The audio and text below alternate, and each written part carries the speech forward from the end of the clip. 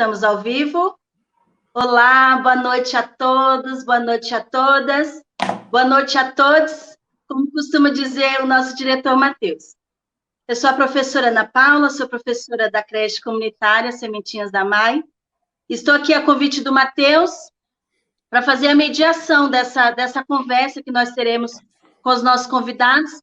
Infelizmente, ele não poderá participar por imprevisto, mas eu tenho certeza que ele estará acompanhando e torcendo para que dê tudo certo, né, Matheus? Um abraço para você aí.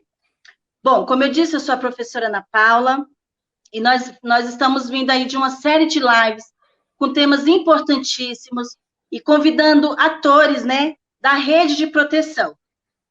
O nosso tema de hoje é acidente doméstico na infância, perigo dentro de casa, dicas que salvam. Para fazer parte dessa live comigo hoje, nós temos a professora Eli, que já está fazendo as lives aí seguidas, né, Eli? Já está familiarizada, boa noite.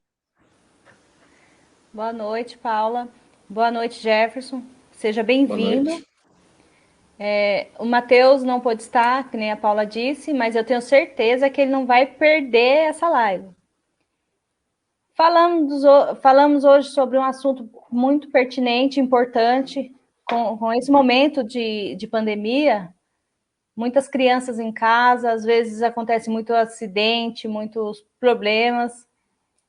Então, Jefferson, gostaríamos que você se apresentasse para nós, falasse um pouquinho de você, um pouquinho da sua formação, tá? Para a gente iniciar a nossa live. Boa noite a todos. Me ouvem bem? Sim? Sim. Tá. Primeiro, antes de eu me apresentar, eu quero agradecer a oportunidade, né? Eu vou quebrar o protocolo aqui, vou falar, professores da MAI, eu estou morrendo de saudade. Eu tive o prazer, o privilégio de poder, né, fazer, acho que parte de um momento só nosso, né? Nas capacitações, nos treinamentos, nas palestras, nos encontros, né? Eram encontros mesmo, né? Houve toda uma entrega de quem estava recebendo o treinamento, da coordenação, da diretoria, né?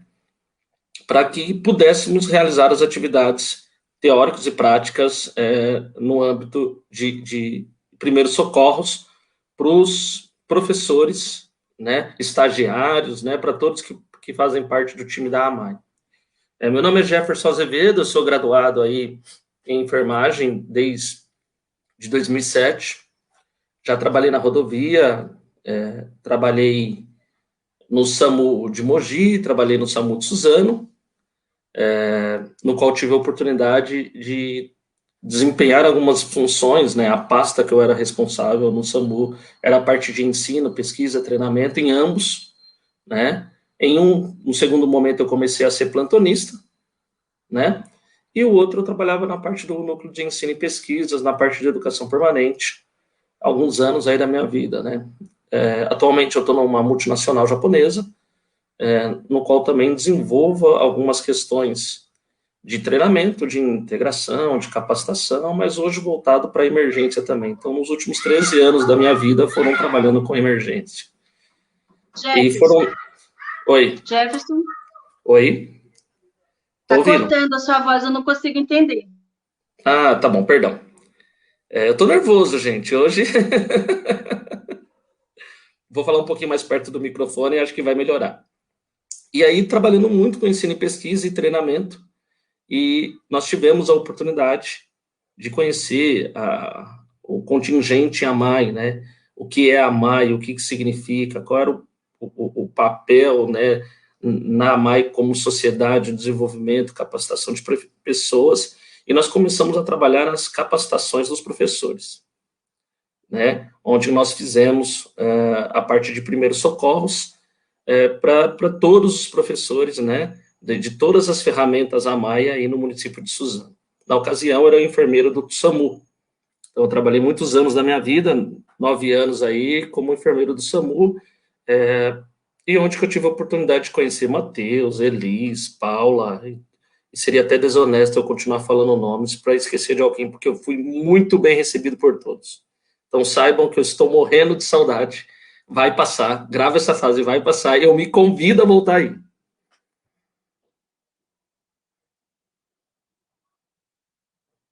Seu microfone tá mudo, Paula. Desculpa, Paula, eu falei que eu não consegui. Tá pronto? E agora tá me ouvindo ou não?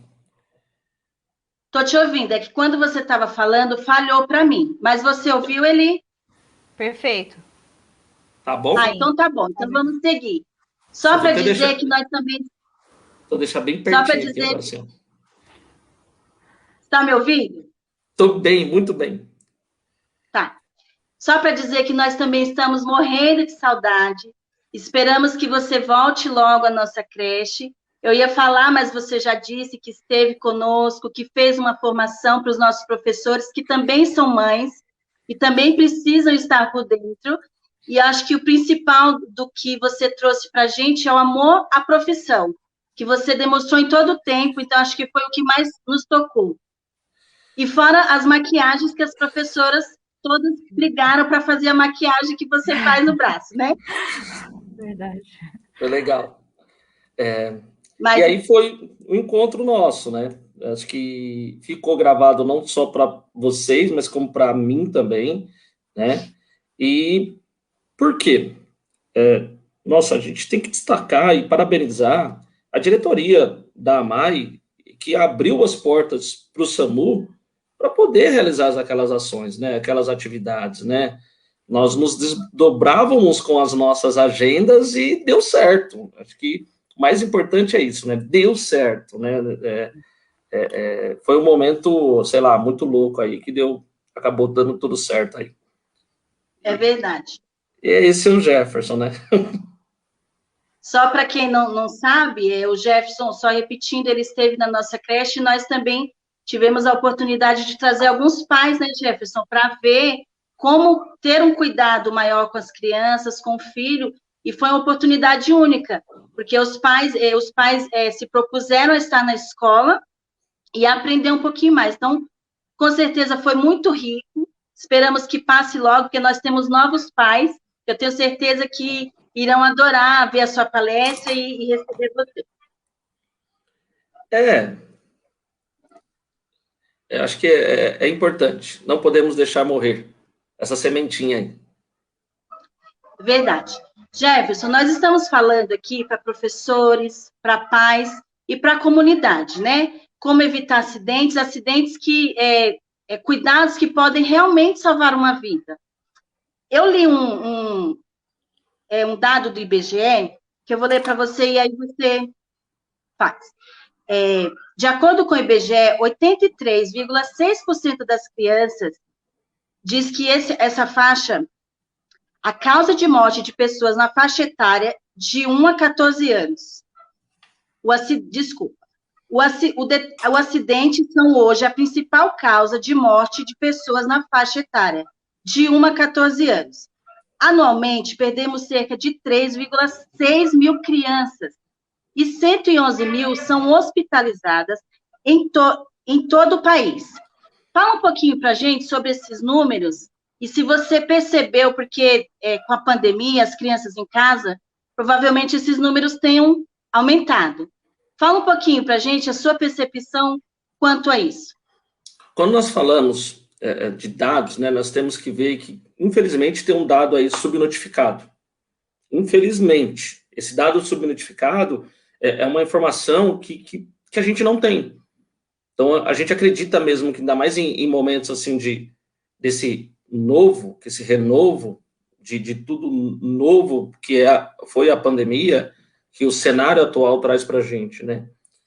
E nós temos que lembrar que aqui o que a gente está falando, eu anotei algumas coisas também para eu poder compartilhar, né? Se a gente for analisar, é um Maracanã e meio por ano, 193 ônibus por mês, um avião comercial por hora e 12 crianças por hora que a gente tem. Então, a gente tem mais de 112 mil hospitalizações anualmente. Daí tem um caso, aí nós temos né? Alguns casos subnotificados.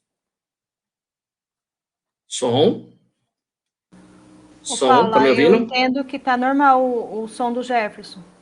Porque eu estou ouvindo bem. Né? Que a gente tem os casos subnotificados. E onde que nós estamos com esses casos subnotificados, né?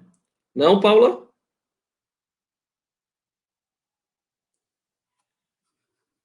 Eu vou tentar pelo microfone do computador. Tá me ouvindo agora? Então? Ô, Jefferson, eu ouço bem. E agora? Tá ouvindo bem? Eu Perfeito. tô usando só o áudio do computador. Tá bom, tá perfeito. Tá bom? Então, Sim. o que que nós temos?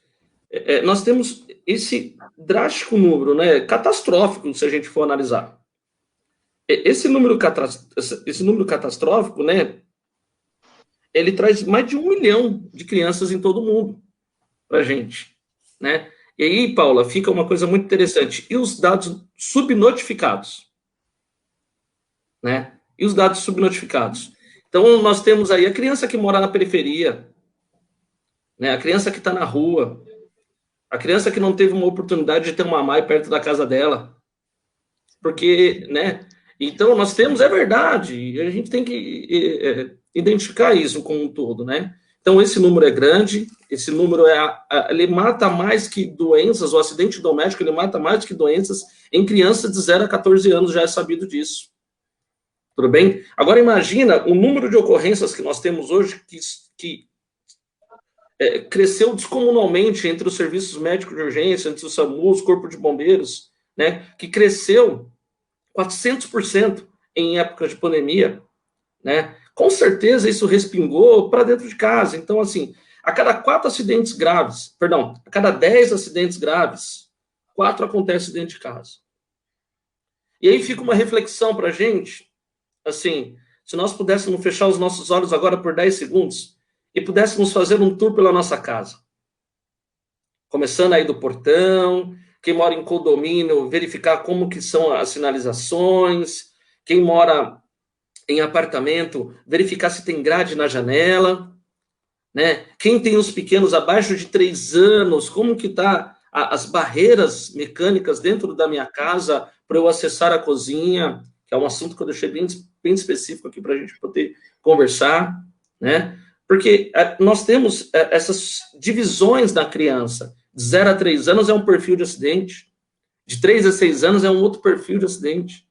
Dos 7 aos 11, do 7 ao 14, do 7 aos 11 e dos 11 ao 14, elas vão modificando, né? Então, como que eu e você, e eu peço a você que está nos assistindo, que está acompanhando esse momento tão importante, que nós possamos fazer um exercício agora, prático, de fechar os nossos olhos e olhar a nossa casa.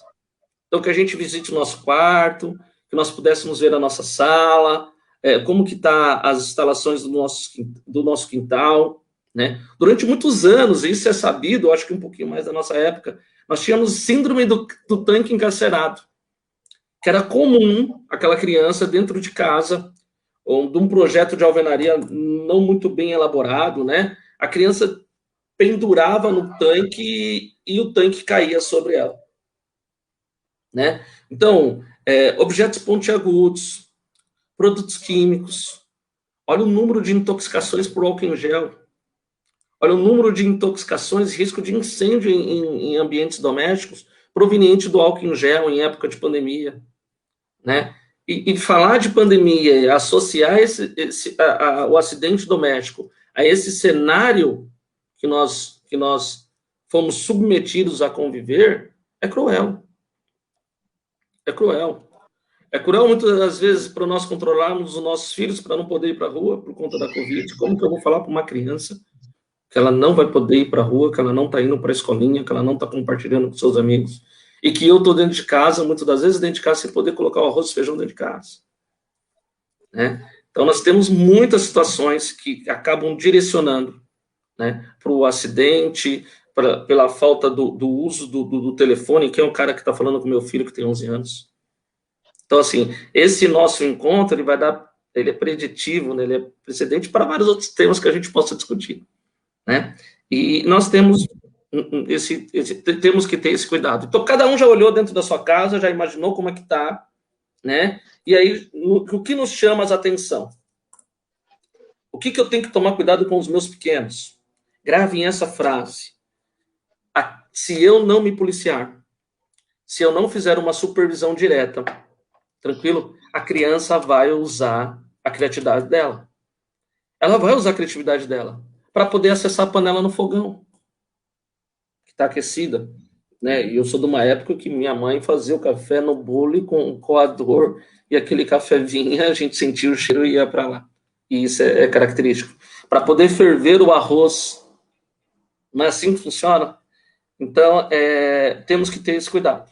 A maior causa de morte em crianças é a falta de supervisão. Falta de supervisão quando eu não me policio para preparar esse ambiente, para esse novo ser que está se adaptando dentro dessas curiosidades, dentro dos processos de desenvolvimento infantil. Nós temos que lembrar do processo de desenvolvimento infantil. Eu quero evitar acidente, eu tenho que lembrar o processo de desenvolvimento infantil. Porque o meio de comunicação... Estão ouvindo bem? Então, o meio de comunicação... Você não está me ouvindo, Paula? Ah, então tá bom.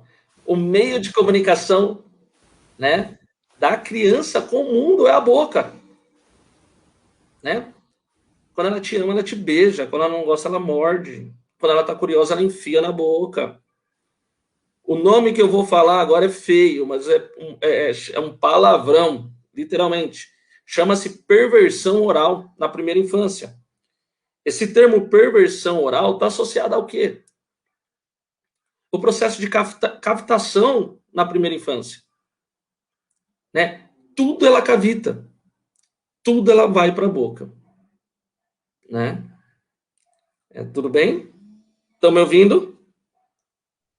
Joelis? Para mim está falhando um pouco, mas no geral eu consegui te ouvir sim. Jefferson, acho que o que você está falando é importante porque eu vou falar em relação a mim, enquanto mãe. Quando a gente faz um panorama da casa, a gente acha que o perigo está na cozinha, por conta das facas, por conta do fogão. E aí, quando a gente tem um curso com você, a gente vê que a casa em si ela é um perigo para a criança, né? Que não é só a cozinha, tudo é perigoso. Fala um pouquinho para a gente dos perigos que podem ocasionar, por exemplo, na sala, no quarto, que a mãe, às vezes, por não ser um local que tenha, né, esses objetos cortantes, enfim, ela não vê como um perigo, como uma ameaça para a criança. A Sociedade Brasileira de Neurocirurgia traz um novo trabalho aí, chama quebra-cabeça. E eles trouxeram alguns dados importantes que eles colocam para a gente o número de traumatismo crânioencefálico, né, que vier a ser desenvolvido dentro do ambiente doméstico. Então, quando ele traz esse dado muito importante para a gente, que nós temos que entender o seguinte, na dúvida, melhor coisa, consultar o pediatra. Não existe dúvida em caso de acidente com criança. Não existe dúvida em caso de acidente com criança. Então, quando nós falamos desse panorama da minha casa, da sua casa, de como se policiar e como ser feito isso, muitas das vezes nós negligenciamos uma queda de baixo nível. Tranquilo? E aí nós temos que se policiar e começar a gerenciar isso e começar a observar os nossos pequenos, né? Como que nós observamos os nossos pequenos? Às vezes ele cai brincando, ele cai acidentalmente da cama, do sofá, da mesa. Eu tenho 2 filhos e às vezes a ignorância é uma virtude, né? Porque se eu não fosse da área da saúde, às vezes a gente não ia se policiar tanto em algumas questões, assim, ainda bem que minha mulher é mais sábia, ela consegue direcionar as coisas para que as coisas se mantenham ali. Mas o que eu quero, o que chama atenção? Uma criança que caiu do sofá e bateu a cabeça, o que eu e você tem que se policiar quanto a isso? Nós devemos nos policiar as manifestações clínicas que ela tem. Então, vamos observar queda de criança da cama, queda de criança da cadeira, queda de criança do sofá, queda de criança do brinquedo. Opa, ele bateu a cabeça? Ele ficou... O estado geral dele, ele ficou mais quietinho, né? Quando cada um conhece o seu filhote, né? Não tem como. Nós temos ainda pode ter 20, 30 anos, nós nunca vamos cortar o cordão umbilical desse cara. Então, o que nós temos que olhar? Prestem bem atenção no olhar, que a gente chama de olhar conjugado, né? Ele está mais amoadinho, ele está mais quietinho, ele está mais contido, está um pouco resistente para se alimentar. Quando faz algum movimento, ele queixa de dor. Essa dor é nas costelas, é no abdômen, é no quadril. Depois que ele caiu, ele teve alguma limitação de movimento, né? E cabeça. O que é importante nós lembrarmos e que devemos nos policiar, né, quanto ao tratamento a criança que cai e bate a cabeça. Mito ou verdade? Eu posso deixar a criança dormir? Né? Eu ia te perguntar isso agora. É mito ou é verdade? Deixa a criança dormir ou não deixa a criança dormir? Ela está sonolenta mais do que antes do trauma, antes da queda, antes de brincando no futebol, bateu a cabeça na trave, ou vai disputar uma bola, bateu cabeça com cabeça, ou teve uma bolada muito forte na cabeça. Então, assim, o que a gente tem que observar? A criança, ou qualquer pessoa, quando ele tem uma pancada na cabeça, ele ganha um carimbo. É um traumatismo crânioencefálico. E a manifestação disso é a clínica é soberana. Então, o que a gente tem que observar? Ele ficou sonolento? Ele ficou irritado? Apresentou náuseas e vômitos? Né? Quem é da época aqui que batia a cabeça, vinha a avó, a mãe, colocava um talher em cima, assim, ó, e deixava ali, e ficava, né? Tinha todo isso, tinha todo aquele mito, aquela coisa e tal. O que nós temos que entender? Isso é um hematoma subgaleal.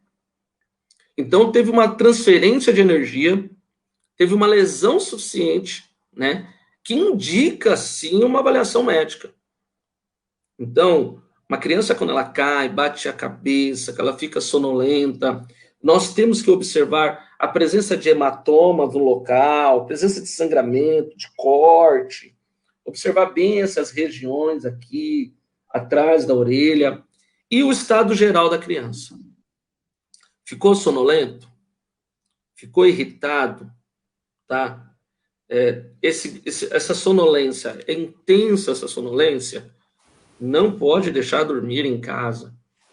Tá? Tem que estimular essa criança.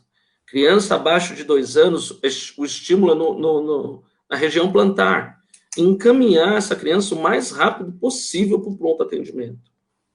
Né? Porque daí depois não pode deixar dormir. Não podemos deixar dormir. Devemos encaminhar o mais rápido possível para o pronto atendimento. Tá? Então, assim, são quedas simples, de baixo nível, tranquilo, porque se nós começarmos a nos policiar em acidentes de baixo nível, de pequena intensidade, vai ser muito mais fácil para você me policiar quando ele cai de um escorregador. Estou te ouvindo. Vai ser muito mais fácil do que quando ele cai de um escorregador, quando ele cai de uma outra estrutura. Ok? Ô Jefferson, mudando agora, falando de outro acidente também bastante frequente, em queimaduras. Os procedimentos que temos que fazer, assim, de uma forma bem simples para que os familiares que estão nos assistindo entendam. Aí fala um pouquinho para a gente sobre queimaduras, o que fazer, qual o procedimento, o que não pode fazer. Nós temos hoje aí uma alta incidência com acidentes domésticos envolvendo queimadura. Vamos entender as causas das queimaduras. Primeiro ponto. Nós vamos entender as causas das queimaduras, né? Então, quais são os agentes causais da queimadura? Alô? Tranquilo? Não tá tranquilo? Perfeito. Para mim tá perfeito o áudio. Não, é só para mim o problema. Não é problema não. Nunca foi. Então, o que nós temos que lembrar? Vai, gente. Queimaduras, ela pode ser de princípio físico ou químico. Tranquilo? Algumas literaturas falam de eventos biológicos, outras contestam, Mas o que a gente tem piamente que entender é que existem dois agentes principais, de acordo com a literatura. Eventos físicos e químicos. Eventos físicos, estruturas superaquecidas, eletricidades, temperaturas extremas, então a gente tem superaquecidos e resfriamento brusco, isso é físico. Já eventos químicos, uma inalação de um gás, a ingestão de um produto químico que pode lesar toda a mucosa, todo o trato gastrointestinal dessa criança, né? Esses são os dois tipos de eventos que nós temos. Em situações que nós temos com líquidos aquecidos, o primeiro passo é resfriar a área. Resfriar a área. E aí a gente segue com o atendimento. Para ser mais objetivo e mais prático, tá? Eu posso me queimar, a criança pode se queimar, recebendo uma descarga elétrica. A gente tem a eletrocução como uma fonte de energia. E aí, nesse primeiro atendimento, é avaliar o local, desligar o disjuntor, retirá-la com um método de fortuna numa madeira seca, né, bater forte. Porque, como eu disse para vocês, a criança ela vai usar a criatividade dela. E ela tem um processo de cavitação. Então, ela vai pegar uma pinça, um talher, um dispositivo, né? E introduzir na tomada. Tranquilo? E aí, nós temos também uma outra coisa importante. Essa criança que acessa a cozinha. Essa criança que tem acesso a um produto inflamável, que no caso é o álcool. Então, no churrasco lá que você está, não está época de fazer churrasco, né? Nós estamos aí, todo mundo em pandemia aí, né? Mas vale lembrar que o álcool, ele é um produto inflamável. E todo mundo hoje tem álcool em casa, né? Então, nós temos aí uma grande vulnerabilidade, nós estamos vulneráveis a isso, né? E nós temos que prestar muita atenção, né? Desse cuidado que nós temos que realizar. Eu uso uma frase, né? Cozinha não é lugar para criança. É fácil? Não é fácil. Não é fácil. Mas cozinha não é lugar para criança. Por quê? Leite superaquecido, o óleo superaquecido, tranquilo? Panelas aquecidas, que na curiosidade ela vai colocar as mãos, tranquilo? O cabo dessa panela, e ela usa a criatividade dela, ela baixa a tampa do fogão, porque aquilo mexe com os olhos da criança, mexe com a curiosidade dela. Ela vê o fogo, né? Ela vê aquele negócio brilhando, gerando calor, é quentinho, tranquilo? E imagina, se no decorrer disso ela coloca com a mão e derruba aquele líquido sobre o corpo dela. Nós temos lesões graves, né? É interessante potencializar isso. Queimadura da face, queimadura de vias aéreas, queimadura de tórax, tranquilo? Queimadura de ouvido, de olhos, região de olho, duto auditivo, né? Pode trazer sequelas irreversíveis. Então, se você se deparar com uma criança que se queimou, o que eu devo fazer? Para ser bem objetivo na pergunta da Elise. O primeiro passo é avaliar a cena, avaliar o cenário. Tem vazamento de gás? O fogo ainda persiste naquele ambiente, naquele local? Eu devo jogar água de imediato? Né? E aí nós temos alguns princípios para combate a esse fogo aí. Ô, Jefferson, sem querer cortar você, só para fazer uma pergunta é mito ou é verdade? Não sei se você deve chegar nesse ponto. Os mais velhos também têm o hábito de queimou, passa manteiga, passa borra de café. É mito ou é verdade? Vamos chegar lá, é tratamento. Mas aí nós vamos chegar lá. Já é o próximo passo agora. E aí, então, chegou na cena, deixa o local seguro. O que é deixar o local seguro? Fazer a extinção desse fogo. Tranquilo? Panelas superaquecidas. Desligar o registro, desliga o gás, aborda a criança. Não retira a roupa dela, porque no momento que você vai retirar essa roupa, você pode trazer tecido desvitalizado. Primeiro passo, abrir o chuveiro, tá? No morno ou no frio inteiro, abra o chuveiro e faça o resfriamento de no mínimo 7 e no máximo 10 minutos, né? Mantenha ela ali naquele ambiente sendo resfriada e o primeiro passo é encaminhar para o serviço médico mais rápido. Um outro acidente muito comum dentro de casa é um ferro de passar roupa. Ferro de passar roupa é comum a criança, perna, mão, às vezes ela vai segurar o ferro para não cair, ela queima a mão, tranquilo? Então aí o resfriamento local é importante, água em temperatura, ambiente, temperatura ambiente, abrir a torneira, manter o resfriamento, tá? Porque quando a gente mantém esse resfriamento contínuo com água corrente, a gente diminui, né, o processo térmico da queimadura e para poder evitar ao máximo esse meio de lesão de outros tecidos aí. Ok? Vamos para o tratamento. Não aplique nada. Como já dito, vou ser redundante, eu vou repetir para vocês. É água. Não aplique ovo, não aplique pomadas que tem dentro da sua casa, não aplique pasta de dente, creme dental aí, que é o comum aí, não aplique creme dental, né? Não coloque borra de café, não coloque nenhuma substância química sobre esse tecido desvitalizado.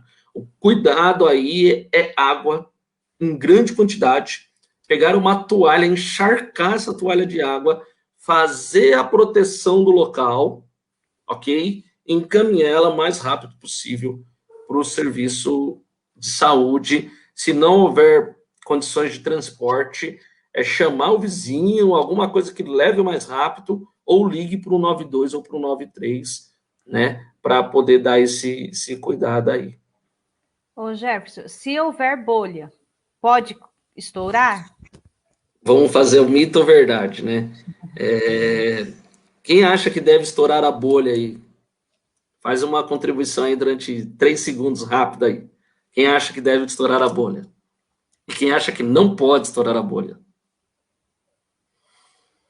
5, Outra questão 4. que a nossa querida Eudite falou, a Eudite falou assim que o álcool é muito perigoso e ele não dá para ver que está pegando fogo, está em chamas. Sim, sim. E agora, imagine em época de pandemia, como medida sanitária, a gente entende que o álcool em gel é um dispositivo de barreira aí contra micro-organismo, né? Quanto que eu não tenho exposição disso, né? Da inalação desse álcool, do manuseio inadequado das nossas crianças, né? Então, acho que já deu tempo aí, nós não podemos estourar a bolha. Então, é contraindicado estourar a bolha. Tá? Não se estoura a bolha, não se rompe a bolha. Uma vez que você tem bolha, você já tem queimadura de segundo grau, né? E tem que ser avaliada por um profissional de saúde num pronto atendimento para dar os cuidados e as tratativas adequadas pelo risco de infecção, pelo risco de comprometimento e complicações provenientes dessa lesão que essa criança teve aí, né? Ô Jefferson, vamos para outro acidente também bastante acontecido. Digamos assim, uma criança corta um dedo, se corta. Quais os procedimentos? A gente tem que lembrar, nós temos que lembrar que as questões de cortes, onde que existem pontos do nosso corpo que não pode cortar. Que se cortar, nós vamos sangrar até morrer. É o que a gente chama uma lesão incompatível com a vida. Já fica o convite, estão me convidando para uma live de cerol, hein? É um perigo. Tô brincando, mas fica o convite. E aí nós temos que lembrar disso, né? o primeiro passo. Meu filho se cortou com a faca. Ferimentos pontiagudos é de suma importância que eu e você gerencie para a criança não ter uma exposição. Tá? Então, eu e você tem que lembrar que facas, tesouras, tem que estar longe do alcance de criança. E, tipo, não combina, não pode estar. Tá? Ela, do mesmo jeito que ela vê o super-herói na TV, quando ela está assistindo uma série, um desenho, ela vai imaginar que aquilo é uma espada e que vai ser utilizado, e ela vai correr pela casa e ela pode cair, enfim. Uma outra coisa que temos que ter muito cuidado são com as portas de vidro. Box, criança que bate ao box, sabe? Tem que tomar cuidado com isso, às vezes para chamar atenção, para fazer alguma coisa, passar a mão ali, porque isso pode te cortar. Os riscos dos cortes são regiões como pescoço, locais que têm grandes vasos, que nós chamamos de artérias, que tem um sangramento contínuo. Então, a lesão desse corte, ele é grave. Lembrar que quando nós ensinamos uma criança a fazer as suas necessidades fisiológicas, tem todo um processo pedagógico e acompanhamento para isso. Porque uma vez que ela fique sobre o vaso de posições de cócoras, agachada, é perigoso. A ruptura desse vaso e ela se cortar ali. Então, a criança não pode ficar em pé em cima do vaso. Né? A criança vai aprender a escovar os dentes e, às vezes, o lavabo está próximo ao vaso, ela não pode ficar sobre o vaso para poder fazer a higiene oral. O que nós temos que lembrar? Primeiro passo, se você aí na sua casa foi surpreendido de maneira negativa com uma lesão, com um corte do seu filho ou de um idoso também, tá? O primeiro passo é fazer a compressão no local. Pessoal, não é para lavar com água e sabão, não é o momento. Pega uma toalha, pega uma camisa, envolva ele no membro e faça a compressão contínua no local. Tranquilo? Se não houver sucesso, faça um novo curativo compressivo e mantenha a compressão naquele local. Tranquilo? Até a chegada do serviço médico de emergência ou o encaminhamento dela o mais rápido possível para o serviço hospitalar. Que chama muita atenção o risco de hemorragia na criança.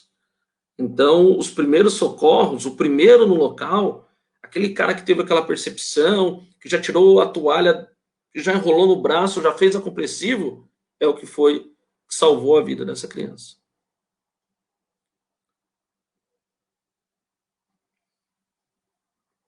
Não estou ouvindo nenhuma de vocês duas. Tem mais uma pergunta, Paula? Não, tem um comentário de uma mãe que eu não consegui falar, mas eu não me lembro o nome dela. Só voltando no que você falou. Ela falou que quando ela era mais nova, ela queimou as 2 mãos e a mãe dela passou pasta de dente e a levou para o hospital. É só voltando naquilo que eu te perguntei, que você já ia falar, que, gente, não pode passar pasta, manteiga, borra de café, não pode, é mito. É mito, não é verdade, não pode. Então nós vamos lembrar quem nós vamos fazer? Água. Grande quantidade de água. Grande, resfriar o local. Resfriamento térmico, imediato.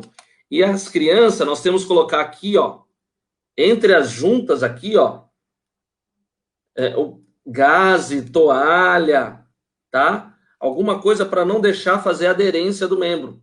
E para crianças menores, nós temos que fazer isso onde? Nas regiões entre o bumbum, axilas, região genital, tranquilo? Para não colar por conta eu estou usando um vocabulário bem menos técnico para nós alcançarmos você que está aí em casa e que se depara com esse evento, tá? Então, assim, quando você tem essa solução que a gente aprende da pior forma possível, quando isso acontece dentro de casa, né? Então, como que é a dica? O que eu posso... Isso é exercício diário, gente. O que eu posso fazer diferente na minha casa todos os dias, né? Hoje eu vou olhar para as tomadas, hoje eu vou olhar para as gavetas, Hoje eu vou olhar para os produtos químicos que ficavam ali da despensa, embaixo do tanque, que eu consegui uma prateleira ali no Veste Casa, na Havan, não tenho nada a ver com esse povo, mas é o que mais fácil para a gente ali, é na mercearia do Zé, que tem uma prateleira, é o senhor José que é marceneiro, e vai ajudar. Vai ajudar de que maneira? Produto químico, produto inflamável, todo produto proveniente de agente de limpeza que nós temos aí. A gente tem veneno para matar rato em casa. Nós temos venenos aí, esses inseticidas. Meu, se uma criança pega aquilo e aperta aquilo na boca, uau, o que pode acontecer com ela?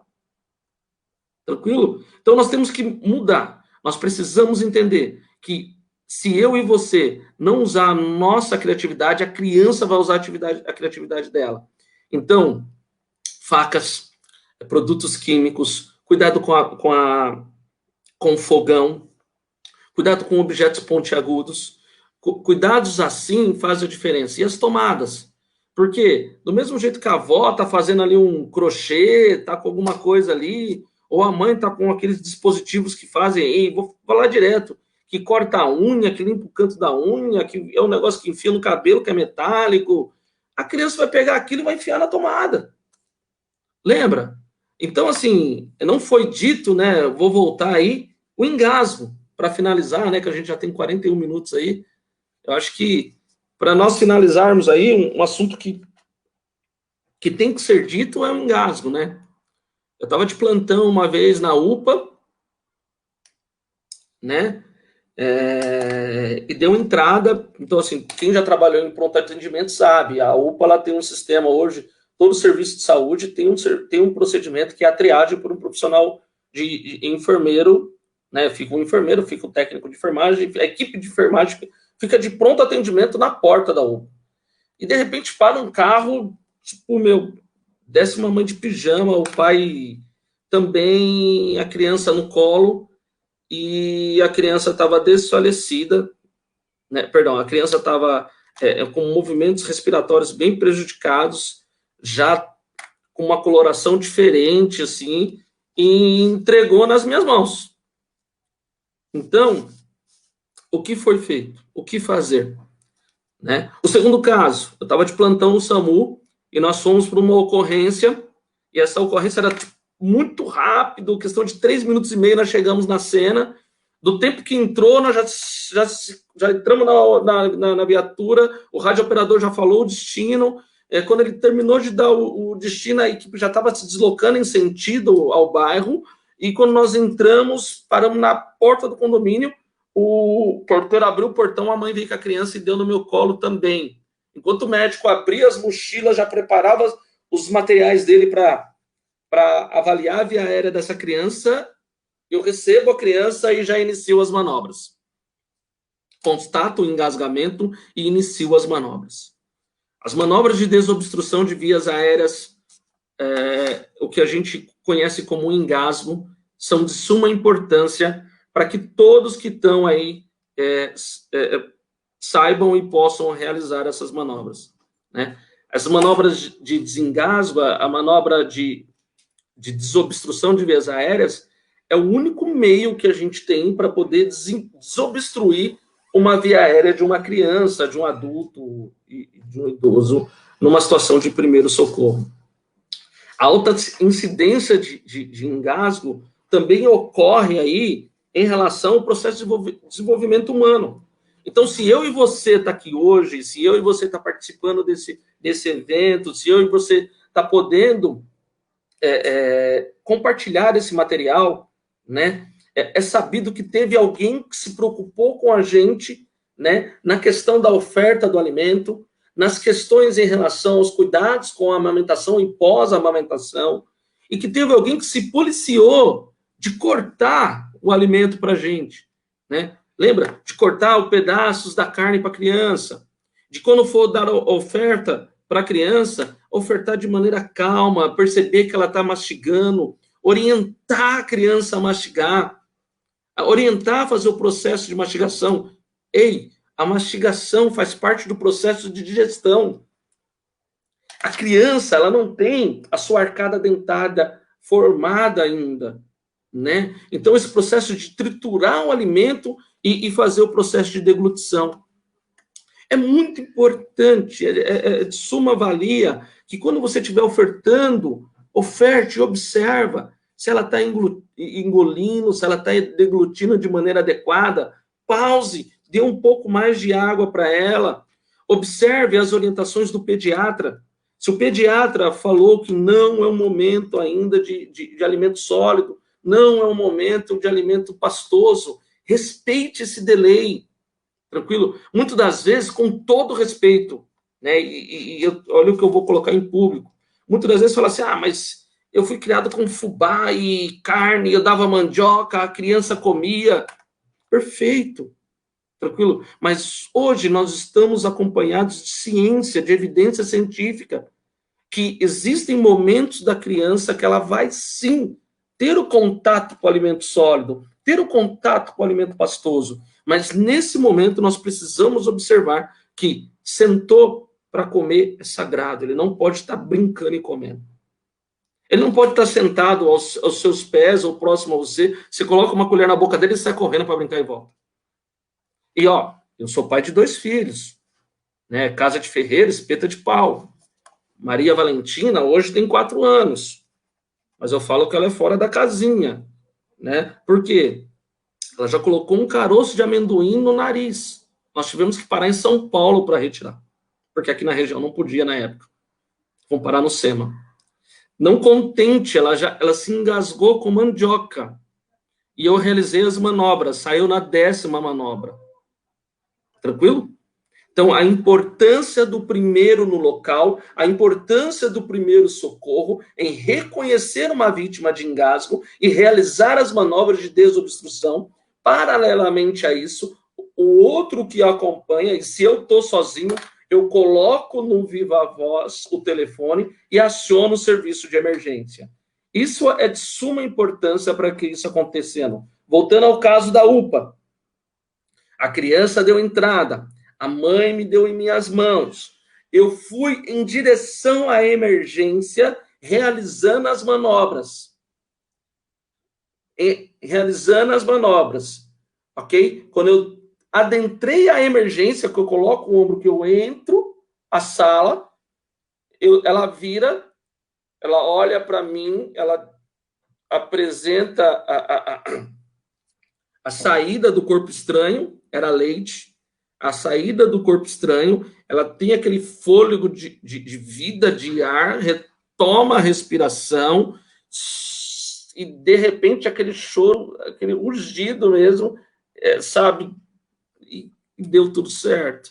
Essa criança acabou a ocorrência aí? Então, você que está em casa, se você desengasgou o seu filho, conseguiu realizar o desengasgo, a ocorrência não acabou nas suas mãos.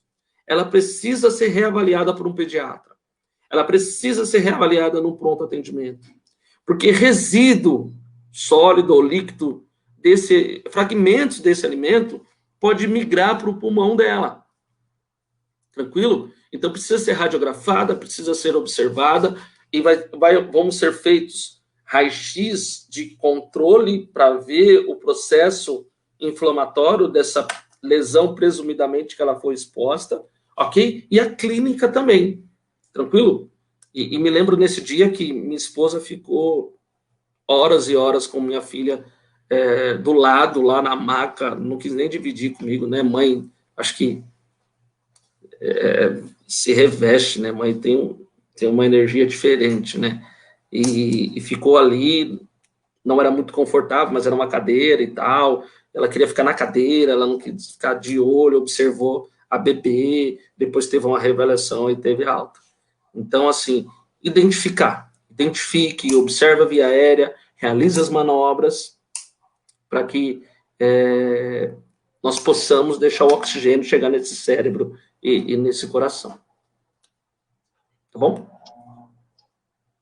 É incrível o que você falou e muito obrigada pela informação, porque falando como professora, né? Às vezes entra uma criança na escola de 3, 4 anos que não sabe mastigar, porque às vezes o zelo da mãe, ela acha que está fazendo bem, aí ela vai triturar o alimento, vai bater no liquidificador, vai fazer a papinha, achando que está fazendo bem para a criança e quando na verdade não está. E aí o professor de aula precisa ensinar a criança a mastigar o alimento, coisa que ela já deveria saber há muito tempo. Então, assim, muito, muito bom ouvir você falar isso. Eu espero que muitas mães estejam assistindo e que estejam atentas a essas informações, que são valiosas mesmo.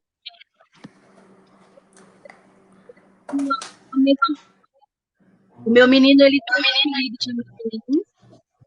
Indo? Oi? Tô ouvindo.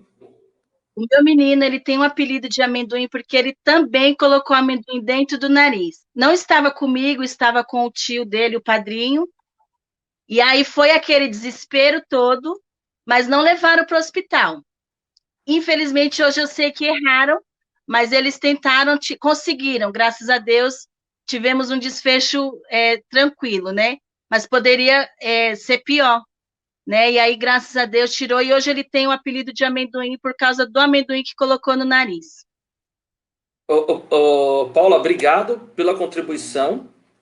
E só para contribuir, para deixar bem claro, em suspeita de engasgo, em suspeita de objeto, se tiver no ouvido, olha, é preocupante, mas não vai matar, tá? Dá para levar, mesmo assim, se ele apresentar qualquer sinal de um processo infeccioso ou qualquer complicação, tranquilo, não vai matar. Dá para você encaminhar ele para o serviço médico, ok? Agora, se ele tem esse objeto cavitado no nariz, tá? Isso é grave. E na via aérea, na boca também. Então, pessoal, olha, cofrinho. Aqui é uma coisa pedagógica. O cofrinho de barro, o cofrinho de plástico que a gente acha no R$1,99.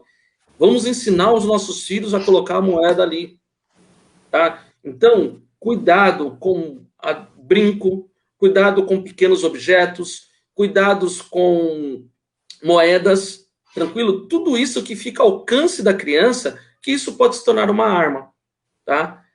Se ela engolir, passou pela glote, desceu o intestino, ok. Mesmo assim, ainda precisa passar no profissional médico, ele vai avaliar, ele vai orientar, ele vai ter esse primeiro socorro para ele lá, vai ser tranquilo. Diferente se ela ficar obstruída e impossibilitar a passagem de ar, tá? E muito obrigado. Eu tive uma experiência com uma criança, ela pegou aquela esponja, tirou um pedacinho e colocou no nariz. A família não percebeu, só veio perceber quando cheirava muito mal.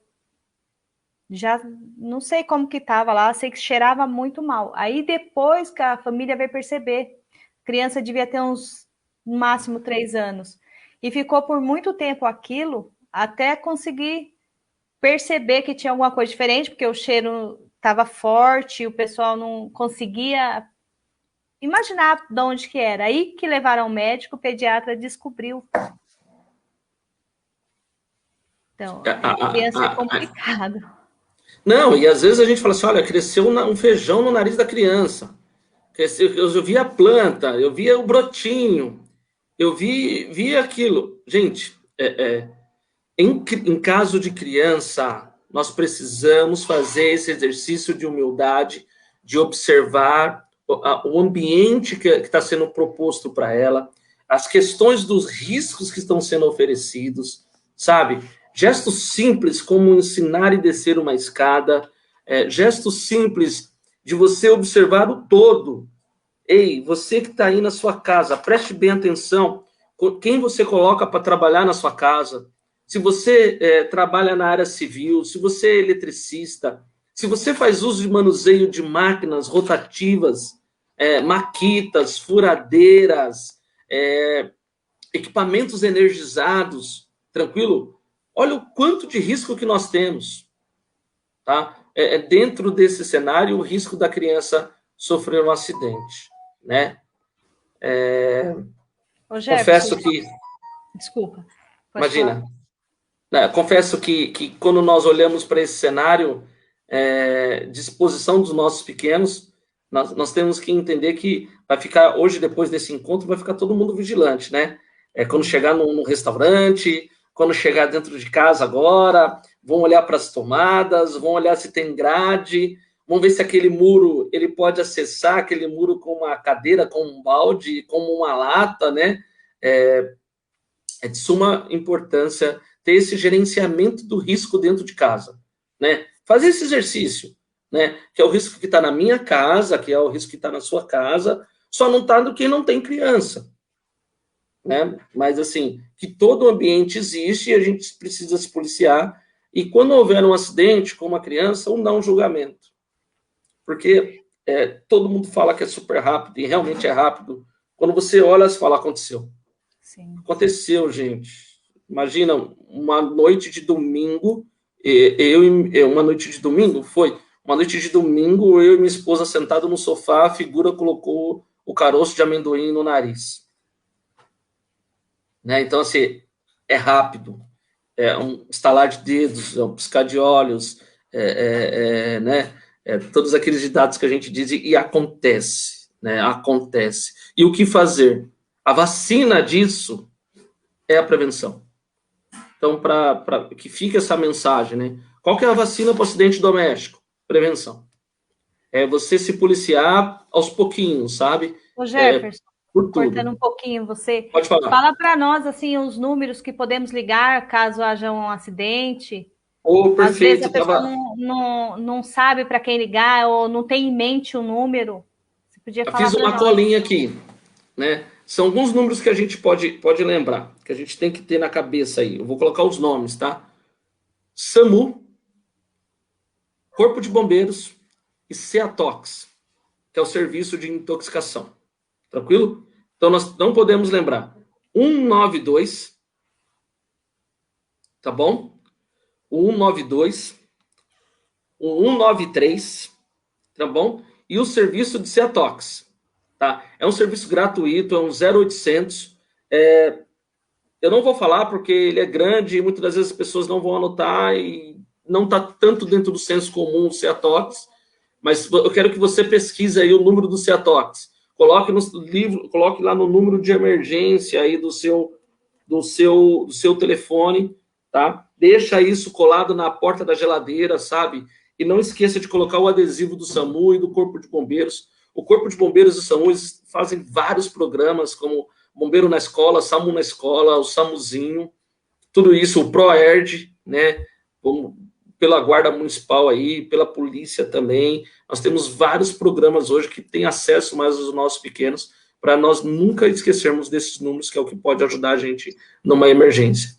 E você, pai, você, mãe, você, professor, que se depare com uma emergência, o primeiro passo é manter a calma, chamar por ajuda, e posso te falar, vai dar certo. Vai dar tudo certo. É isso, Jefferson. Nós já estamos às 58, já estamos aí, infelizmente, acabando a nossa live. É algo que você disse que o melhor meio é a prevenção. Eu acho que a prevenção junto com a informação, né? Que as pessoas busquem estar informados, que busquem pesquisar, olhar mesmo, porque a informação eu acho que ainda é um dos melhores meios aí. A informação junto com a prevenção acho que é o caminho de prevenir, de cuidar melhor dos nossos pequenos. Já te agradeço, muito obrigada pela participação. Você é uma pessoa que sempre que nós precisamos, já está disposto. Então, eu agradeço em nome do Matheus, que não pôde estar presente, mas está aí mandando mensagem para você. Eu agradeço a todos que participaram conosco, as mensagens, as perguntas. Em breve, se Deus quiser, nós estaremos juntos, Jefferson. Obrigada, viu? Obrigada, Eli.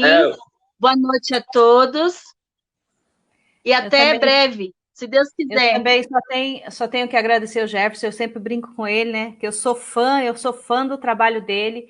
Assim, quantas vidas ele não salva fazendo essas palestras, levando isso até o público.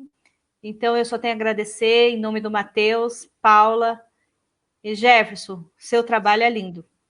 Obrigado. Pessoal do Centro Dia do Idoso lá, também, tá? Eudite, todo mundo lá. A Eudite aí, falando que é sua fã. Apareceu aí, a gente não dá nada do que a gente não tem, né? Nessa jornada muito louca que chamamos de vida, eu fui agraciado, né? Por esse prazer aí de poder compartilhar, né? A gente só ensina aquilo que a gente sabe, que a gente pode contribuir. Eu sou filho de professor, eu acredito muito na educação e estou tendo a oportunidade da educação em saúde, né? Vale lembrar que nós não temos nenhum interesse financeiro aqui, é trabalho, é gente do bem, é gente que está multiplicando o bem, é gente que está se doando depois de uma jornada de trabalho, é gente que acredita que essa mensagem vai fazer e vai produzir resultados na vida de alguém. São pessoas que se empenham para isso. Eu que agradeço a vocês aí, vocês não sabem o trabalho fantástico que vocês fazem. Nós, como chegamos aí, nós entregamos tudo que nós temos. E, né, nós entregamos os nossos filhos, nós entregamos os nossos tesouros, né? Obrigado pelo que vocês fazem, tá? Os idosos também são a nossa última gestação, né? É muito louco isso, né? E o que vocês fazem hoje não é profissão, é missão. Parabéns. Se nós estamos aqui, que teve um professor que cuidou e acolheu da gente. Parabéns a todos vocês, muito obrigado, e se Deus quiser, até a próxima. Obrigado. Jefferson, não foi combinado de você me fazer chorar no final da live, não, hein? Pelo amor de Deus. Obrigado, Obrigada, gente. Deus abençoe. Amém. Tchau, tchau. Tchau. Amém.